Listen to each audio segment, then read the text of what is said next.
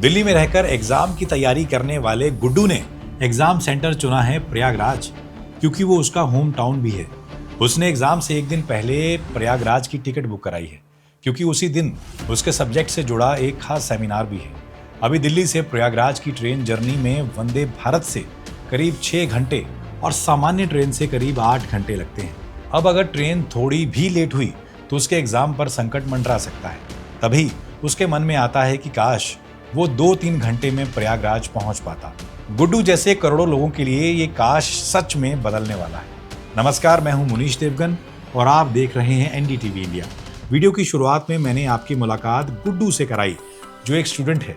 140 करोड़ के हमारे देश में ऐसे ना जाने कितने स्टूडेंट्स, बिजनेसमैन या दूसरे लोग हैं जिन्हें कभी ना कभी लगता है कि काश ट्रेन का ये सफर जल्दी गुजर जाए या किसी इमरजेंसी में हमें कुछ ही वक्त में मंजिल पर पहुंचा दे। भारत का बुलेट ट्रेन प्रोजेक्ट अब इस काश को हकीकत में बदलने की पूरी तैयारी कर चुका है। दूरियों के सिमटने का समय आ चुका है।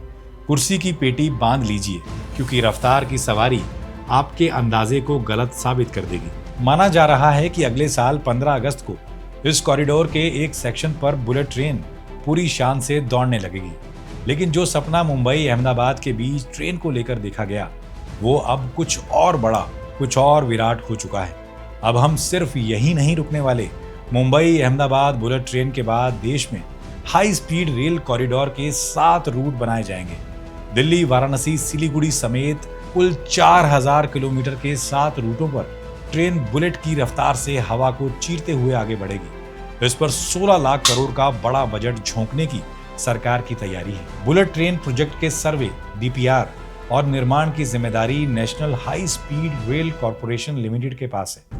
बुलेट ट्रेन के ये 7 रूट बनने से देश के करीब 20 बड़े शहरों को हाई स्पीड कनेक्टिविटी मिल जाएगी।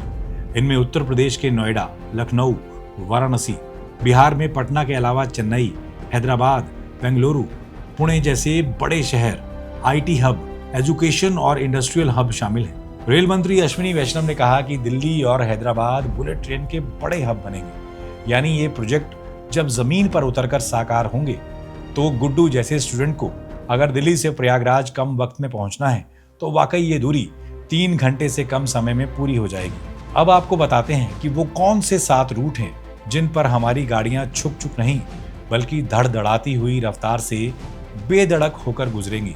दिल्ली वाराणसी रूट, ये रूट उत्तर भारत के सबसे बड़े शहरों को हाई स्पीड रेल के नक्शे पर खड़ा कर देगा। दिल्ली का सराय काले खां, नोएडा सेक्टर 96, जेवर इंटरनेशनल एयरपोर्ट, मथुरा, आगरा, लखनऊ, प्रयागराज और बनारस जैसे स्टेशन इस रूट में शामिल हो सकते हैं। हालांकि अभी इसकी डिटेल प्रोजेक्ट रिपोर्ट यानी डीपीआर तैयार नहीं हुई है।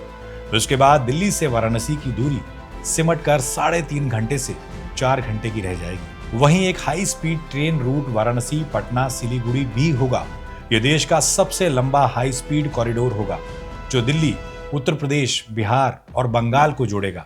वाराणसी, बक्सर, पटना, बेगूसराय, पूर्णिया, सिलीगुड़ी इस रूट के प्रस्तावित स्टेशन हैं। भविष्य में इसे असम के गुवाहाटी तक बढ़ाया जा सकता है। यानी दिल्ली से अगर किसी को पटना पहुंचना है तो यह दूरी करीब 4.5 घंटे में पूरी की जा सकेगी। आज की बात करें तो इस सफर को तेजस राजधानी से करने में 11.5 घंटे और सामान्य ट्रेन से 14 से 15 घंटे लगते हैं। हैदराबाद एक और शहर है जिसे हब के तौर पर डेवलप किया जाने का प्लान है।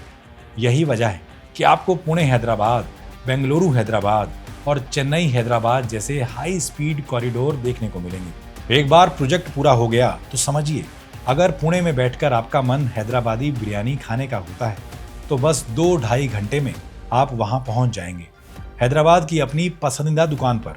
वहीं बेंगलुरु के आईटी हब से हैदराबाद के आईटी हब तक पहुंचने में 2.5 घंटे तक लग सकते हैं। अब अगर आप सोच रहे हैं कि ये जादू किस रफ्तार पर हो रहा है तो वो तस्वीर भी साफ कर दें। अगर अभी के Mumbai Ahmedabad bullet train corridor को देखें तो यहाँ डिजाइन स्पीड है 350 किलोमीटर, जबकि माना जा रहा है कि इन ट्रेनों को दौड़ाया जाएगा 320 किलोमीटर की स्पीड पर। दरअसल डिजाइन स्पीड इंजीनियरिंग कैपेसिटी के हिसाब से मैक्स स्पीड दिखाता है, जबकि एक्चुअल स्पीड कई दूसरे फैक्टर्स को ध्यान में रखकर तय की जाती है। एक और रूट जिसे इस्तेमाल करने वालों की संख्या अच्छी खासी हो सकती है वो है मुंबई पुणे कॉरिडोर। ये वैसे तो सबसे छोटा रूट होगा, लेकिन देश की आर्थिक राजधानी मुंबई और आईटी एजुकेशन हब पुणे की कनेक्टिविटी के लिहाज से ये अहम साबित होगा।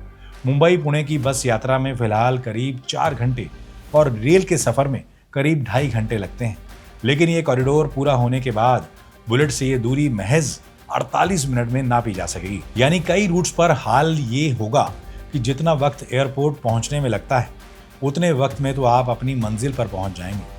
लेकिन सबसे पहले देश को सौंपा जाएगा Mumbai Ahmedabad bullet train corridor. इसका काम बेहद तेजी से आगे बढ़ रहा है और 15 अगस्त 2027 को इसका पहला सेक्शन यात्रियों के लिए खोल दिया जाएगा।